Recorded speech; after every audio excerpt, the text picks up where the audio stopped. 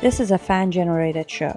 If you would like to support us, please go to jamieglazov.com and also don't forget to subscribe to our YouTube channel. All your support is greatly appreciated. Good evening. Welcome to the Glazov Gang. Tonight we have a very special guest, Philip Haney, a former Department of Homeland Security officer that's come to tell us a very frightening, scary tale about how the Obama administration facilitated the jihadist massacre in San Bernardino several months ago. Philip Haney, what an honor and a privilege to have you on the Glazov Gang. Thank you very much. Glad to be here. Thank you. Philip, let us begin with your background of your work at DHS and how you started your investigation and your database. Well, the short version is in August of 2011, the Chief Counsel for the Department of Homeland Security approved a case that at the time we called the Tablighi Jamaat Project. It focused on the group we now know of as called Tablighi Jamaat because they were coming in groups of 3, 4, and 5 at a time into various airports around the country on the visa waiver program. And some of us heard a little bit about the visa waiver program prior to and after the San Bernardino event. That's what initially got our attention. It wasn't so much that that was Tablighi Jamaat members, it was that they were using the visa waiver and in many cases had 2 passports. So we discovered a pattern. The other thing that we noticed is that they had admission letters from imams and from different mosques around the country that already had derogatory information. So that's kind of the key that turned the case. This actually started clear back in 2006. We kept tracking it through the years, and by 2011, there was enough of a trend developed that the Chief Counsel approved the case, and we began working on it. The first 9 months of the case, from August 11 till June of 12 or so, we had 1,200 law enforcement actions taken on that case, including denial of entry, refusal of visa waiver requests, or cancellation of visas. So that's where we were in June of 2012. Okay, and Philip, let's get to the fact that in terms of Farouk, for instance, Saeed Farouk, who participated with Tashfin Malik in the San Bernardino massacre. Let's just start with Farouk here. He attended a mosque that your investigation and database was well aware of. Yes, that's the next connection point in the case I referred to. The case was focused on Tablighi Jamaat.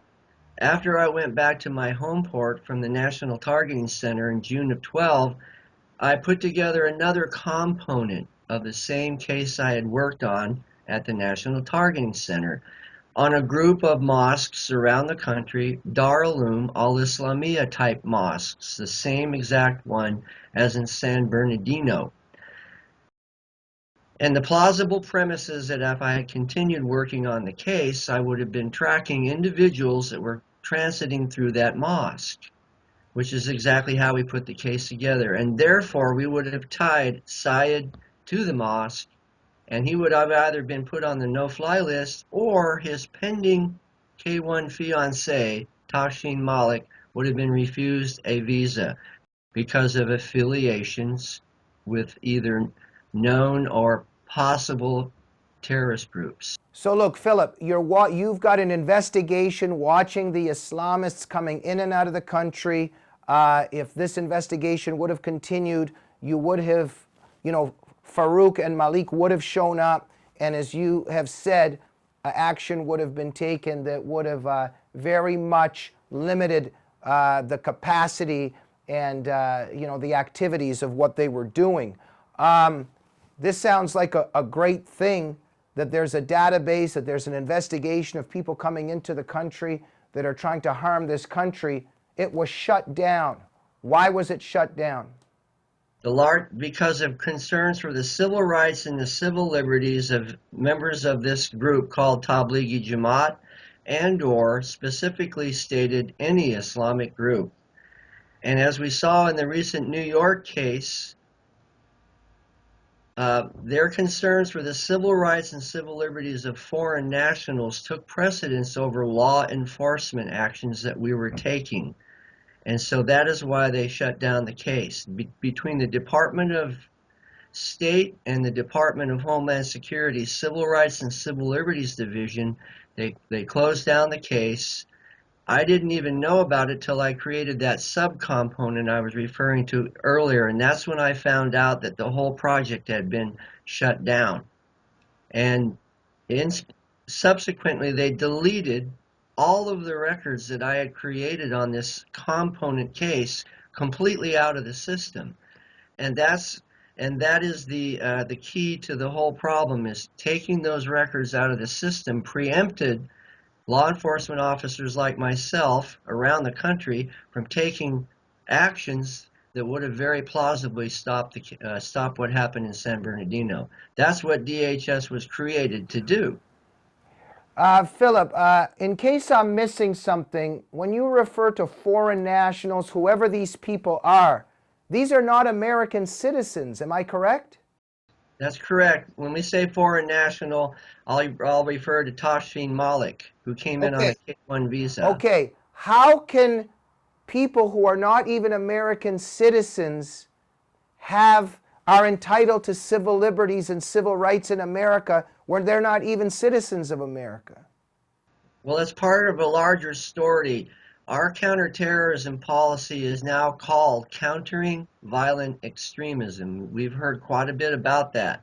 Well, the Countering Violent Extremism approach to counterterrorism is based on an emphasis on civil rights and civil liberties and cooperating with individuals and organizations within the Islamic community to essentially self-police themselves, and is extended now into the foreign national arena, i.e. obtaining of visas and coming into the country on visa waiver, and even those who have quote-unquote limited contact or limited involvement with known terrorist groups through giving of zakat, charity.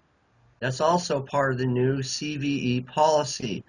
So these are components of a larger overarching policy that has had a very detrimental effect on the law enforcement approach to countering terrorism that we started out with post 9/11 and with the creation of the DHS in March of 2003. Initially, we were doing very well, but somewhere around 2006, 2007, the CVE policies, some of the early aspects of it started intruding themselves into the law enforcement arena, and now we have what we see today, where President Obama went to the Islamic Society of Baltimore, despite the fact that their known affiliates through the Holy Land Trial, Islamic Society of North America and/or CARE, Council on American Islamic Relation, known and proven ties to support of Hamas over the years, and yet he still went there and he still legitimized the mosque, which basically is an insult to law enforcement officers, though retired like myself, who were trying to protect our country from threats both foreign and domestic. We're not able to do our job, even though we know these individuals and/or organizations have plausible ties to terrorism. Philip, you've got two Islamists in the United States. There's investigators who have the capability and the equipment to point to them and to block them from what they plan to do. The administration stops that database, closes that database, stops that investigation. Those two people end up killing Americans. The administration, therefore, has blood on its hands in terms of the San Bernardino massacre, correct?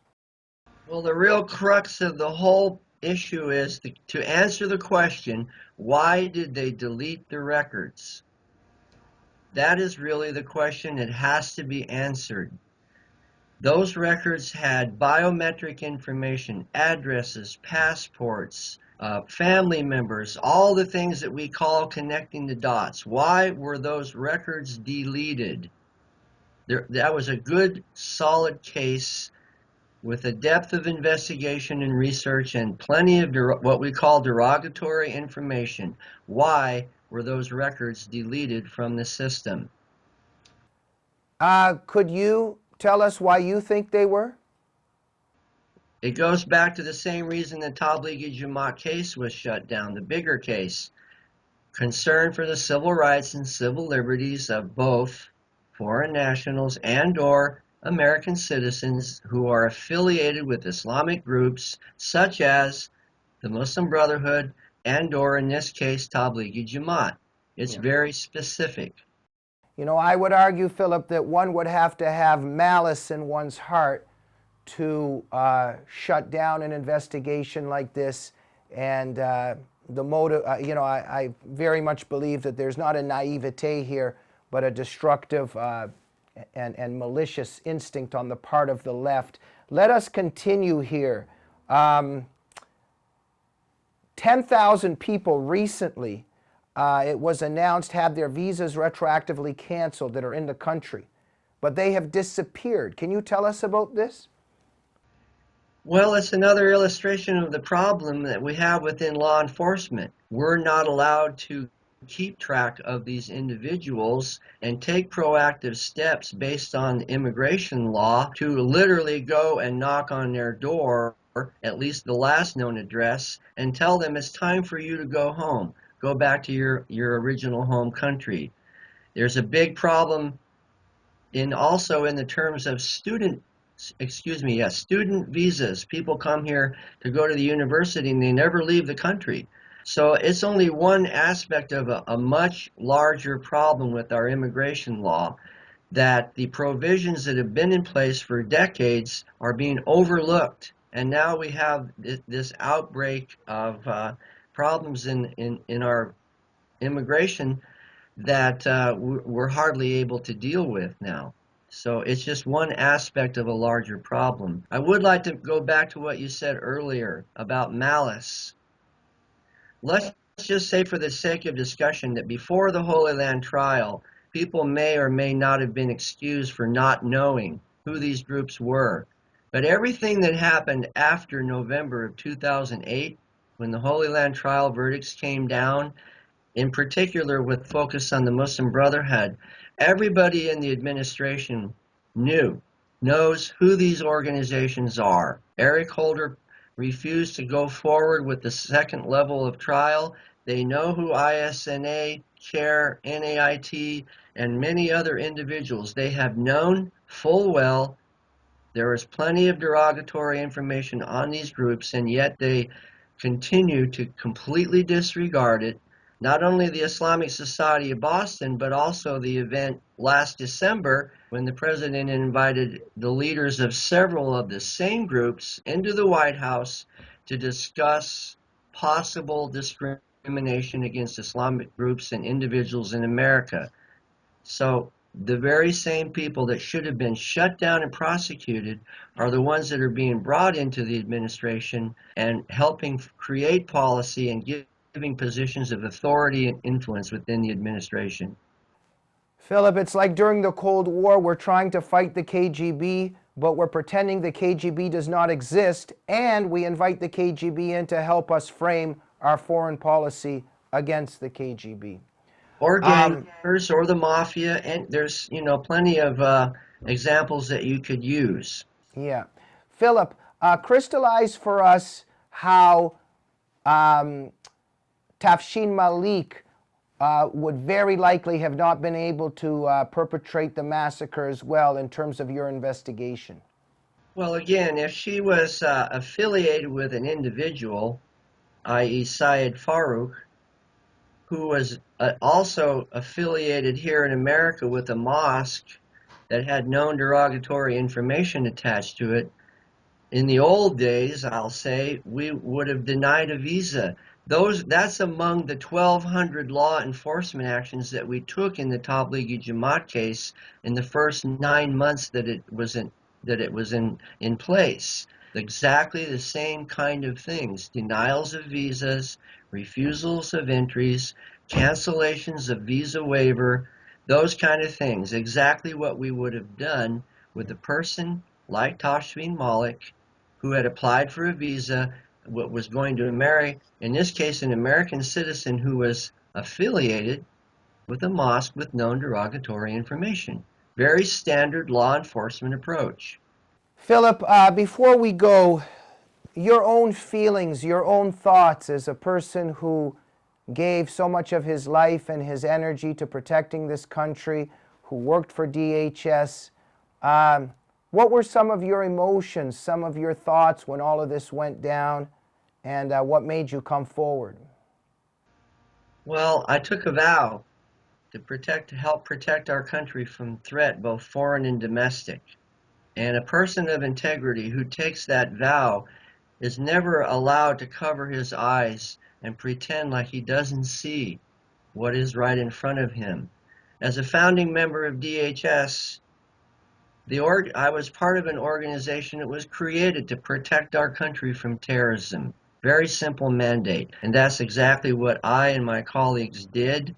And as time progressed, that job became more and more difficult until I finally came into an overtly adversarial relationship with my own agency, ended up being investigated several times, and finally retired in July of 2015, excuse me. We're capable of doing the job that we took our oath to take if we were just take the handcuffs off and allow us to do the job that we were trained to do and that we took a vow to do. That applies for law enforcement and the military as well. I have many colleagues who would love nothing better than to simply be able to do their part to help protect our country. And that's why I came forward. Before we go, Philip, when you think of the individuals and the people and the ideology behind them that shut this down and allowed Farouk and Malik to engage in their jihadi massacre, what words could be used to describe the people who shut this down? Someone needs to take accountability for what happened. I call it was an abject act of irresponsibility to remove information from the law enforcement system that could have plausibly helped us prevent that attack. I mean, after all, that's what we were created for. It is not boisterous or boastful to say that we could have stopped the attack. We have to believe that we're able to stop attacks. Otherwise, there's no purpose for us to even have the job that we have. And once again, when we look at the reality and the history, the left, always blood on its hands. Jihad denial enables jihad, just the way that Gulag denial enabled and empowered the Gulag back in the Cold War. Philip Haney, you are an honorable and courageous man. Thank you for coming forward to tell the truth. You're welcome. Thank you for the opportunity. Yeah, and thank you for all the efforts, all of your energy and all of your commitment over the years that you tried to protect this country. Well, I intend to continue doing so in the capacity that I'm in now. Yeah. Philip Haney, God bless you, and I hope you'll be back on the Glazov Gang. Thank you. I'd love to. Thank you, Philip Haney, and thank you for joining the Glazov Gang. We'll see you on the next episode. Good night.